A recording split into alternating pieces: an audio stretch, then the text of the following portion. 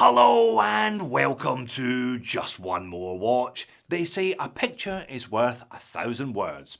And I think therefore my classic meme illustrates the point I'm trying to make today nicely. 10 years ago, when this meme was new, Seiko were the king of affordable watches. They could do no wrong. Models like the SKX, the SARB 033, the SNZG and the SNZH were simply the best affordable watches on the market. But that was then, and this is now. All 4 of those watches have been discontinued and replaced by new models with small improvements but big price hikes.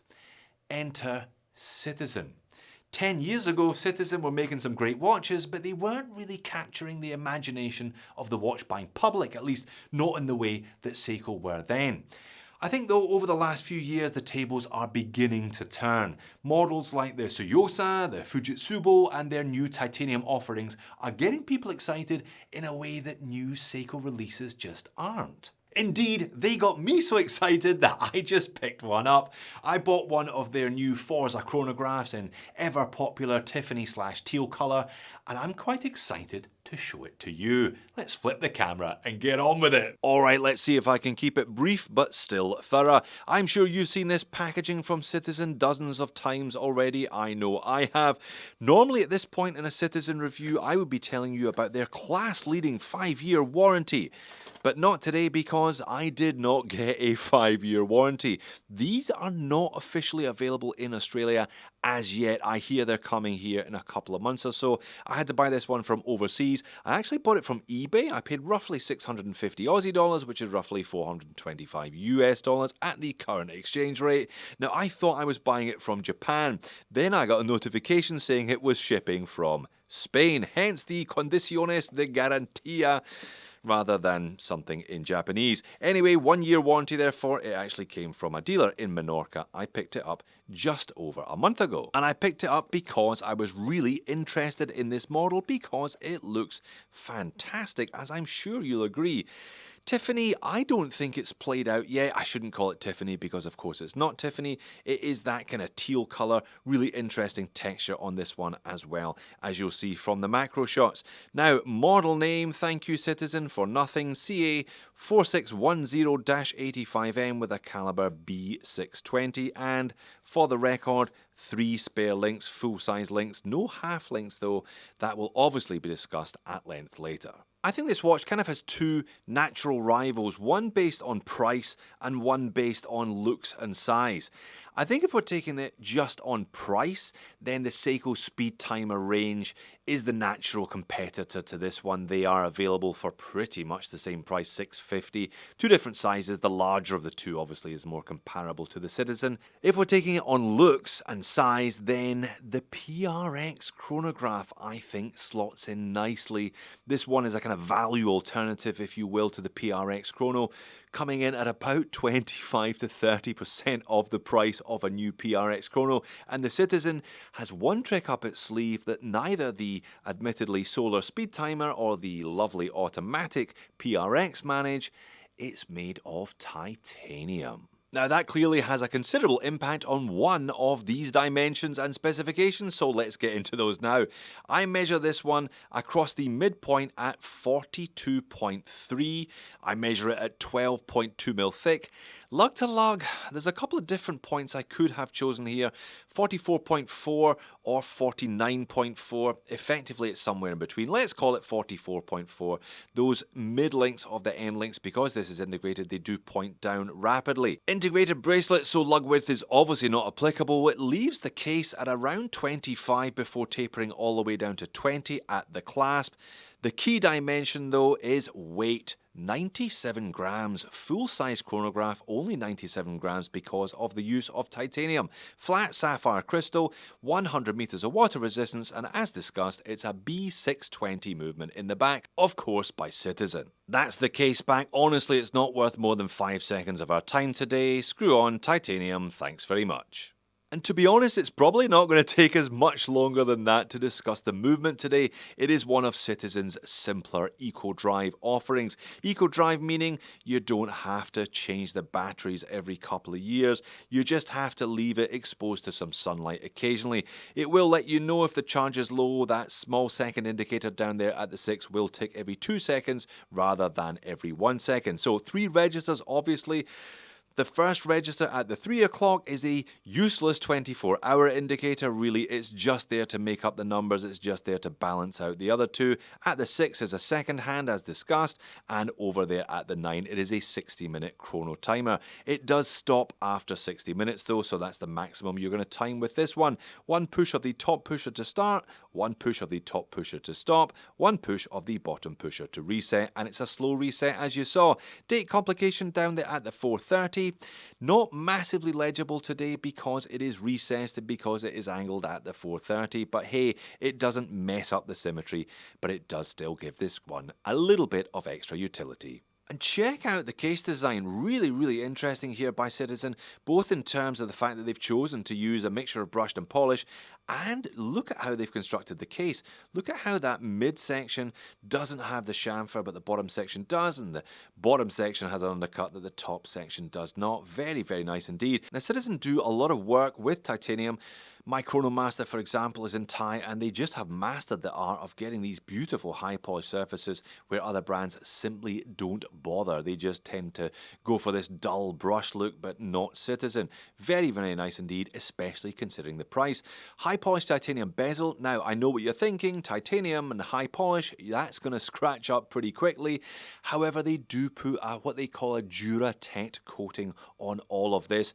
Look, it's not foolproof. My Citizen Chronomaster has got a number of scratches and dings in it over the course of the last nearly 2 years now, but hey, it's definitely going to give you a helping hand and keep your Citizen Forza looking better for longer. Now, integrated bracelet watches do rather live or die, therefore, on the quality of their integrated bracelet, and this one is okay. Not the best I've seen, but also not the worst. Because it's titanium, because it is so light, you don't quite get that feeling of heft and solidity that you would do if it was stainless steel. Pin and collar system, by the way, holding it all together. Now, there is a brushed upper surface to all of those links, as I said, tapering from 25.5 down to 20, but we do have a little bit of high polish on that kind of leading central edge.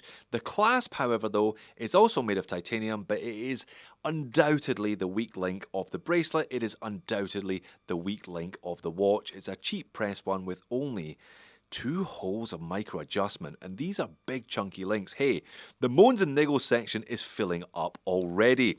The Citizen brand name is punched in there. It looks quite good, double security, but yeah, made of Thai, it's gonna feel a little bit rattly anyway. The fact that it is all pressed rather than milled just adds to that, I'm afraid. But never mind about the clasp, check out the dial and handset. It is a good looking watch and a great colour combination, that kind of Tiffany teal with those 3 black sub-registers, white printing on those, nice applied batons everywhere, good handset, black tachymeter scale around the outer edges, everything nicely legible, and a really interesting texture to the dial as well. Perhaps it's faux meteorite? I don't think for a minute it's actually claiming to be meteorite or even look like meteorite, but that's the closest other material I've seen that resembles this texture is naturally occurring meteorite. And as discussed, the 3 most important words printed on this dial are eco-drive and titanium. If you're into eco-drive, if you're into solar watches, and you like them to be light, this one has massive appeal. But as with all Citizens, it's just really nicely done. Look at all the printing, it's crisp. Look at those indices, edges are nice, they're all neatly applied. Finishing on the handset is great as well. Citizen watches just don't seem to be plagued by quality control issues like their Seiko counterparts are for the same money. What about the Lume then? All of those indices are applied, as are the 2 main hands, not the central chrono hand today and not any of the sub-registers though, so you're only using this one to tell the basic hour and minutes after dark. Citizen use what they call Natu Bright. I reckon it's probably not as good as Seiko's Lume Bright. If Seiko's Lume Bright gets a consistent 7, then Citizen's Natu Bright gets a consistent 6 out of 10. And when I turn the speed up on this one, when we get to the end of the test, you can see that it's probably only worth a 6 out of 10. And because it's made of titanium, it wears really, really nicely. Look, I'm not going to lie, this is probably a little bit too big for me. I bought it with the intention of reviewing it and selling it. I did not buy it with the intention of adding it to my collection. And as discussed when I reviewed the PRX Digital, I have reviewed every single PRX on the market just about, apart from the chronograph, because there's no point me picking one up because I know I'd flip it. 42.5 is just a little bit on my big side. Having said that though, because it's titanium, because it's under 100 grams, I can totally get away with this one. I've been wearing it quite a bit since it came in, and it's just super comfy because it's so bloody light. Overhead shot, now the hour and minute hand aren't massive, but they still remain relatively legible. I think in part, at least today, because of these dial color combinations, because of the teal blue, and because of the black specifically. Sometimes chrono hands tend to disappear while they pass over the sub-registers. Not in this case. If anything, it's going to enhance the legibility when they're down around that 3 to 9 section of the dial. Alright then, moans and niggles, I think I've covered my 2 complaints about this one already. Date complication, you know. What date is it anyway down there? And it's only a single numeral at the moment. You put 2 numerals side by side down there in a deeply recessed complication at the 430 at an angle. Yeah, good luck with that, folks.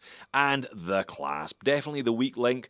Once it's on wrist, it's fine, but it's going to remind you that Citizen cheaped out on a titanium press clasp when they really should have done something a little more salubrious than this every single time you take the watch on or off your wrist.